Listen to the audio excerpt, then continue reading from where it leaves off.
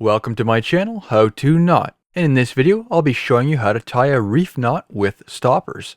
This knot is used to connect two ropes of the same diameter and can be used for general purpose applications, camping, and sailing. The stopper knots prevent the loose ends from pulling away, which could allow the knot to fail.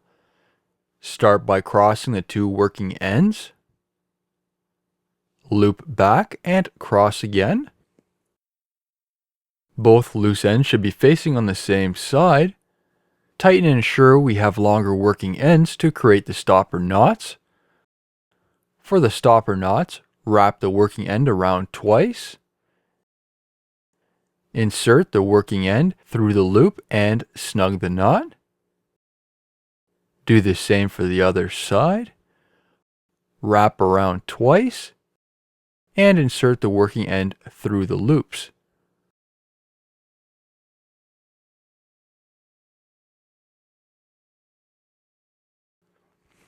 Finalize everything by tightening and dressing accordingly. This knot is stronger than both the granny and thief knots, but is only intended to be used on temporary applications.